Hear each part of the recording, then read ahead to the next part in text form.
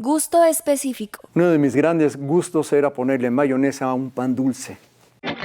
¿Cómo ha sido el mundo desde tu experiencia? Porque entre más compartamos, mejor. Nos da posibilidades de entender nuestras semejanzas y comprender nuestras diferencias sin juzgar, desde cero. Soy Lalo Silva y esto es Entrevista desde Cero.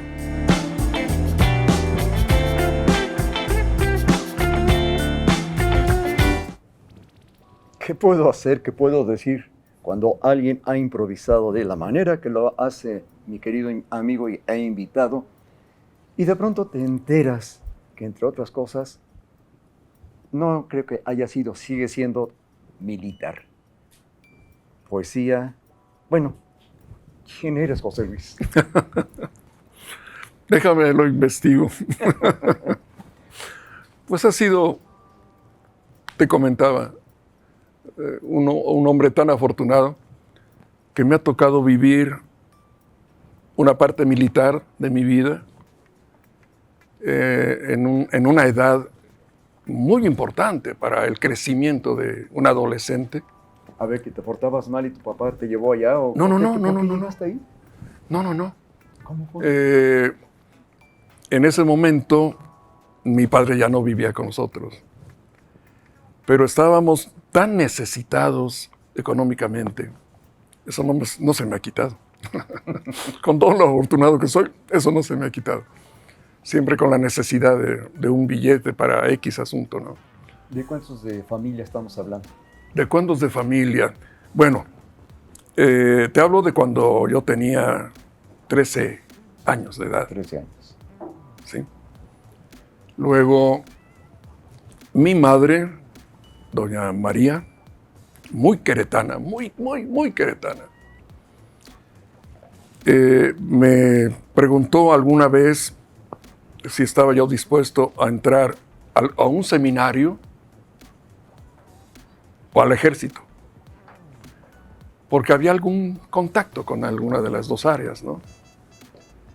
Yo había estado aquí, en Querétaro, en una institución militarizada que se llamó la escuela Instituto Militarizado Benjamín N. Velasco. Ahora hay un hotel ahí. Está en Hidalgo con Guerrero, alguna cosa así. Opté por la milicia porque un hermano mío ya era militar. Y de las dos opciones que me daba mi madre, pienso que tenía yo más vena para la disciplina militar que para la disciplina eclesiástica. ¿Sí? Con mis respetos de lo que corresponde. Claro. Y así fue. ¿Naciste aquí en Querétaro? Aquí me fabricaron. Ok. ¿Sí? Pero mi madre tenía a mi abuela, que era partera y que vivía en México. Cuando vino aquel asunto de que me trajeran a la vida, mi madre corrió con su propia mamá a que la atendiera en México. Y una vez, con los días que es normal en todo eso, estuvimos de regreso en Querétaro. Bueno, pero realmente eres queretano. Fue, sí, digamos, circunstancial. Sí, fue circunstancial. Que fuera la instrumentación de tal manera, pero... Sí, es cierto. Hecho ahí. Y bueno, ¿por qué sale tanta complejidad de José Luis? Eres muy sensible. ¿Y te gusta cantar además? Creo que sí. Soy sensible, pero como todo mundo es sensible. Tú eres sensible, Vianey es sensible, Paco es sensible.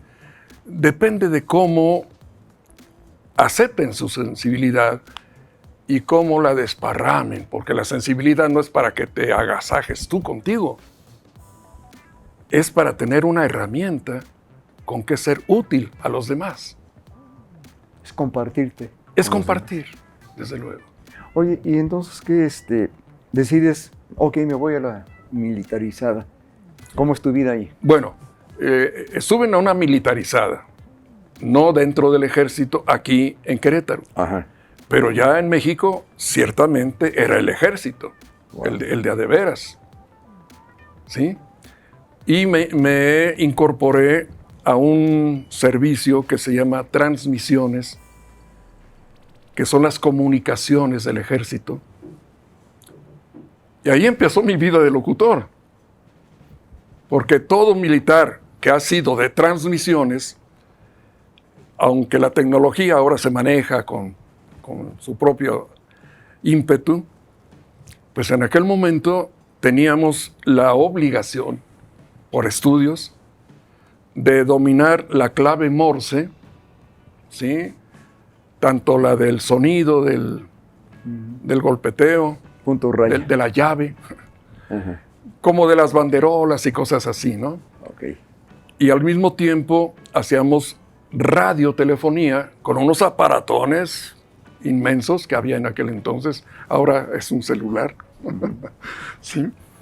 Y tenías que comunicarte con quien fuera necesario, de acuerdo al área en que estuvieras asignado, comunicarte a través de la radiotelefonía o de la radiotelegrafía, dependiendo de. Entonces aprendes y aprendes y aprendes. Y el contacto con la radio comercial se dio tiempo después. Ya estaba yo fuera del ejército. Yo había alcanzado el grado de sargento primero y estuve a punto de ser oficial, porque también estuve en la escuela militar de oficiales de transmisiones. Oye, ¿Sí? ¿Ese tiempo cómo fue para ti? Tus emociones, tus sentimientos, ¿cómo fue? Incluso Pues, cuando entras por primera vez, porque es un cambio. Cuando entro por primera vez me parecía un poquito parecido al internado donde yo había estado, desde luego. Eso me amainó un poquito el asunto. Pero la mayoría de la gente era muy mayor que yo en edad. Entonces yo tuve que aprender a defenderme, a trompearme. De ahí me enchocaron la nariz a base de jijazos. Pero no me sentía ofendido. Era parte de. Y yo tenía también la fortuna de que el dinerito que me pagaban en el ejército, no sé si todavía, pero en ese momento, te pagaban cada 5 días. Le llamaban la quinta. Oye, ¿ya te dieron tu quinta? Oye, no, me tocó tanto de la quinta. No, pues es tu sueldo. Es tu sueldo como parte del ejército. Todo el mundo tiene un sueldo. Entonces, yo tenía la satisfacción de enviarle dinero a mi madre, ¿no? Ah, qué bonito. Y ya con ese tipo de cosas, yo sentía que estaba trabajando, laborando a favor de la familia, ¿no? ¿Qué momento logras el grado de ser parte ya de esa institución y no ser, entre comillas, víctima de todos ellos que al principio pues se traen de alguna manera? Bueno, sí, yo creo que te pasas un año de novatadas, evidentemente, y empiezas a saber, Dios mío, ¿y aquí qué es? Porque no es como en el instituto aquel, no, esta es otra cosa, ¿no? Pero te vas adaptando. Yo creo que también una persona sensible, también desarrolla rápidamente una capacidad de adaptación. Y como dijo quien ya dijo que era un viejo muy canijo, o te adaptas o te adaptas. Un día un compañero por allí que me vio así medio molesto por no sé qué cosa, me dijo, era un compañero que él ya era sargento, yo apenas estaba recién llegado, y me decía, no, güerito, aquí el que no se aclimata, se aclimuere. O sea que no hay más que de 2 sopas, y una ya se acabó. Así, con lo que tienes que salir adelante. Pero como que intuyo que fue un tiempo bueno para ti. Fue un tiempo extraordinario para mí, de una gran instrucción de vida. Aparte de que nos daban clases, era una gran escuela también. De alguna manera yo hice mi secundaria preparatoria en el ejército. ¿Por qué te sales de allí entonces? Y me salgo de ahí por una confusión mía. Me faltó averiguarlo a tiempo. Se me ocurre enamorarme y quererme casar con una queretana.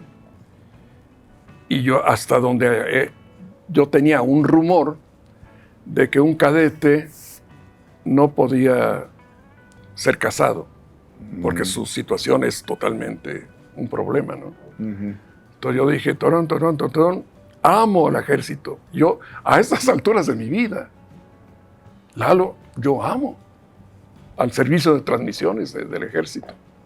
Y todo lo que signifique eso que nos enseñaron. Sigue siendo tú. De servir a la patria, claro, de ser útil, de no rajarte a la primera, de que si hay que dormir en el suelo, duermes en el suelo. Una serie de cosas que te dan vida a tu vida. No sé si me explico. Sí, perfectamente. Y entonces te sales y empiezas una nueva vida que no tiene que ver con tu vida. Entonces, sí, ciertamente, me caso y digo, ¿y ahora qué hago? Ya no estoy, pues espérame tantito. Recurrí a mis amigos Toño Robles, Rafael Briceño, con quienes yo había tenido contacto muchos años atrás, y entendí un poquito el manejo de lo que es la radio comercial. Entonces no me costó trabajo. Sería muy largo, nos chutaríamos todo el programa diciéndote cómo fue eso, pero el contacto que yo tuve con la radio, con la XEJX y con la XENA, que fueron las primeras estaciones de radio en Querétaro, cuyo dueño era el general Rodríguez Familiar, general por fin, militar también, no me era ajeno. Hubo una serie de asuntos ahí que fueron ocurriendo, diosidencias digo ahora, que me permitieron optar por aceptar una oferta del señor Jesús Romero Santoyo, que era el gerente general de las estaciones de radio, para irme como locutor a una estación de radio que iba a empezar en San Miguel de Allende, Guanajuato. En ese momento yo no sabía dónde quedaba San Miguel. Yo decía, nuevo cambio otra vez. ¿Qué tan lejos, Dios mío? Y ahí voy porque... Ya con familia. Yo tenía necesidad, ya estaba yo casado, y yo tenía necesidad de ingresos. Dejé de tenerlos por un lado, pero urgían del otro. Entonces, mis primeros ingresos dentro de la vida civil fueron a través de la radio. Y en San Miguel de Allende. ¿Cuánto tiempo? ¡Wow! ¿Cuánto tiempo? Estuve en 2 oportunidades allá, en 2 ocasiones. Una, cuando se inaugura la estación y empieza mi jaleo, mi aprendizaje de todo aquello.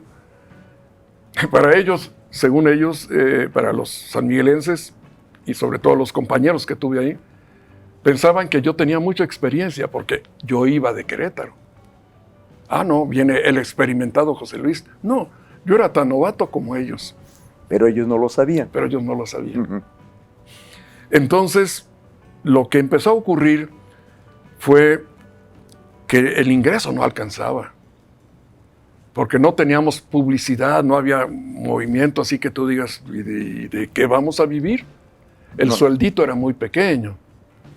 Entonces, empecé a escuchar que acababan de inaugurar una estación de radio en Celaya, Guanajuato, que es una plaza comercial bastante más notable. Y yo dije, ¿y si voy? Fui, averigüé, me pagaban el triple de lo de allá, y yo dije, de aquí soy. Me despedí de San Miguel, estuve 1 año en San Miguel en ese momento, y me fui a Celaya, y ahí estuve un buen. Y después, no sé si me gusta la pata larga. No, fíjate que ahí entra mucho mi otra condición que yo no abandonaba. Me parecía, yo era un militar disfrazado de civil. Entonces yo veía cosas inadecuadas, así o asado, y yo brincaba de inmediato. Me gustaba y me sigue gustando la disciplina. Todo lo que es disciplina es sano y te lleva por mejor camino al proyecto que tú tengas, si te haces de una disciplina. Pero con justicia. No, la disciplina tiene que ser apegada a la justicia, si no, no es disciplina. No es una simple costumbre. Okay. Si lo injusto son costumbres. No, el que es disciplinado real es un hombre realmente positivo. Realmente toma parte de los intereses colectivos. Entonces, todo eso cómo te lleva al Núcleo Radio 1000, cómo te lleva a escribir en notitas musicales con Enrique Ortiz Reyes Espíndola, cómo te lleva a que incluso lleves a Joaquín San Román a el Núcleo Radio 1000. Oye, tú sabes mucho. No, ¿cómo haces todo eso? Sí, bueno, las cosas se van dando piano. Empiezas a desenvolverte en el medio que te corresponda. Y yo no renuncié mucho, nunca, a la cuestión radiofónica. Para mí es la magia del mundo, la radio, más que la televisión, con mis respetos. Porque también me ha tocado hacer televisión. Entonces, entiendo la dinámica, ¿no? Pero la imaginación entra en la radio. La imaginación es totalmente. La radio, Totalmente. El asunto está en que yo voy a dar a México después de mi segunda estancia en San Miguel. Me toca ser, en ese momento ya, gerente general de la estación. Y ya era otro el sueldo, era otro todo. Otras condiciones. ¿Sí? Pero en ciertos horarios, yo me subía a la parte alta de San Miguel, no sé si conozcas por allá. Llegas y bajas y bajas y bajas y bajas, ¿no? Pero en la parte alta me gustaba escuchar la radio en la noche, casi madrugada, y captaba estaciones del Distrito Federal. Y yo decía, qué bien trabajan esos cuates. Qué bien lo hacen esto, wow. Por tanto, quiero ir Era una escuela para mí encender la radio en ese momento para aplicarla en donde yo tenía la obligación de aplicar. Pero de todas maneras yo tenía la tentación. Pero tenía dos tentaciones. Lalo, creo que tengo 80, pero dos importantes. Uno era la radio como tal, y otro era cantar. ¿De dónde aparece ese otro gusanito? Ese otro gusano aparece en San Miguel de Allende. Un día fui invitado a cantar porque me gustaba, y me hicieron una prueba en un bar que hay ahí, un restaurant bar muy importante. Ya no existe, se llamaba La Fragua. Y ahí empiezo a cantar. Por dos razones. Una, porque me gustaba mucho. Y dos, porque el gerente de ese lugar era locutor. Que yo tenía dentro de mi cuerpo de locutores en la radio. Y un día lo visito ahí. Iba yo a platicar de no sé cosas con él. Y veo por allá arriba un teclado, una batería, de lo que musicalmente se necesitaba para un centro nocturno, ¿no? Más o menos. Pero era mediodía. Estamos hablando. Estamos hablando del 68, 69, por ahí. Por ahí. Y tomé el micrófono, tomé las baquetas aquellas de la batería, y empecé a tararear. Pero era en espera del amigo con el que yo tenía que platicar. Y va entrando de pronto y me escucha cantar, acompañado así, eventualmente, porque yo no tocaba el teclado. Y me dice, oye, Pepe Luis, ¿y tú cantas? Pues aquí le hago a loco, le digo, pero te estaba esperando. No, oye, no, espérate. No cantas tan mal. ¿Por qué no haces una temporada aquí? Dios de mi vida. Me tocaron la fibra y empecé a hacer, no una, varias temporadas ahí. Como el tiempo ya se nos está casi acabando. Sí. Así corriendo. nada más déjame llegar, aunque sea a esta parte de este disco, que dices tú que tú eres este. Y bueno, sí, te lo voy a creer. Mi otro yo. Tu otro yo. Obviamente estás con Macías y con Napoleón. Platícanos, bueno, Napoleón yo creo que todo el mundo sabe quién es él. Nada te llevarás cuando te marches, bla, bla, bla, todo el mundo lo conoce. Vive. Sí. Pero para mí Macías es un ser importantísimo. ¿Quién es Macías? Macías, yo debo confesar que soy un gran admirador de Macías, como lo soy de Napo. Claro. Pero con mis respetos para Napo, que es espléndido, el mejor compositor de estos tres que ves ahí era Jorge Macías Gómez, que ese es su nombre completo, y que se hizo llamar Macías con doble S, porque Macías empezó a ser compositor en serio, ya en México, ahí lo conocí, en donde también conocí a Napo. Yo conocí a Napo en México, en persona, porque yo lo conocí en Celaya, a Napo, por un disco que se llamaba El Grillo. Fue la primera canción que grabó. ¿Sí? Entonces, empiezo a conocer más a Macías, que fue hasta mi compadre, y empiezo a conocer cómo se hacen las canciones en serio. Qué forma de escribir de Jorge Macías. Lástima que seas ajena y no pueda darte lo mejor que te... Esa canción es de Macías. Y te aprovechas porque sabes que te quiero. Ese es de Macías. Loco es de Macías. Otro que se llamaba Ni Loca, que cantaba Lupita D'Alessio, es de Macías. Y un puño de canciones que podríamos hacer un programa especial. Sí. El Núcleo Radio 1000, notitas musicales, pues, ¿qué nos puedes decir en 3 o 4 segundos? Gracias. Gracias a la vida que me ha dado tanto. Sí, sí lo creo. Entonces, platícanos un poquito de esa fase de Radio 1000, bueno, de este núcleo de Radio 1000, con Enrique Ortiz Reyes Espíndola y esto. Pues, ¿cómo estás ahí? Porque estamos hablando de lo que era una institución a nivel nacional, reconocido y creo que latinoamericana también. Bueno, a mí, yo trabajaba todavía en San Miguel de Allende, haciendo como gerente, cantando y esas cosas. Pero yo tenía 1 hora todos los días temprano en la cabina, para que no se me olvidara la cabina nunca. ¿Sí? Y resulta que en cierta ocasión, en Semana Santa, un ejecutivo del Núcleo Radio 1000 llegó a pasar unos días allí en San Miguel y me escuchó. Y me mandó un recado con alguien diciendo que si cuando terminara mi hora de la cabina, podía visitarlo a él, que estaba hospedado en no sé dónde, por ahí cerquita. Dije, qué interesante, sí, voy. Terminé mi turno, entró no sé quién, y ahí voy a buscar. ¿Insurgente Sur? Sí, allá en México, sí. Pero esa era la dirección Insurgente Sur 1870. 1800. Y wow. El que estaba ahí, el ejecutivo del Núcleo Radio 1000, era el director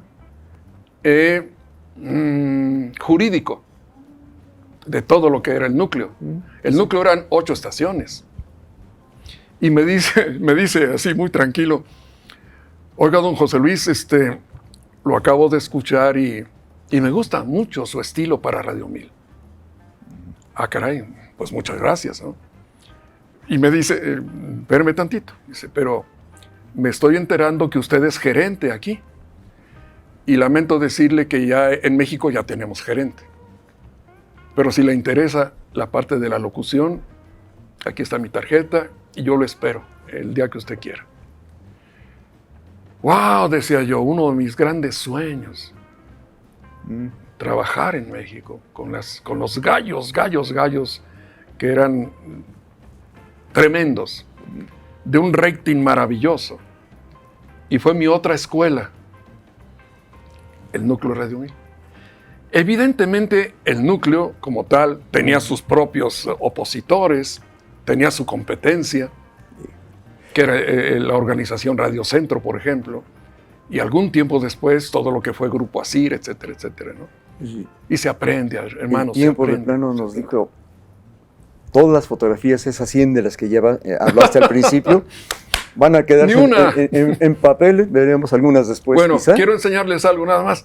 Lo platicas. Había traído yo un recuerdo que me dieron los ejecutivos del gran festival de México que se llamó el Valores. Gran Festival Valores Juveniles, porque yo colaboré con ellos la friolera de 22 años, y esto me lo obsequiaron en reconocimiento a cómo se inició el festival en el 10º aniversario. José Luis, tenemos que hacer una segunda parte o quizá una 50ª parte con todo lo que es tu carrera. Muchísimas Mil gracias por ayudarnos a compartir, pues más que a tanta carrera, la esencia pues de José Luis, que es más que un poeta, más que un músico, un gran espíritu. Gracias por compartirnos a nosotros, al mundo a tu alrededor, lo mejor de ti. Gracias por tu invitación, Lalo. Gracias, Dios bendiga. Enseñanza de vida. La vida es sencilla, nosotros la complicamos. Soy Lalo Silva. Esto ha sido Entrevista desde Cero.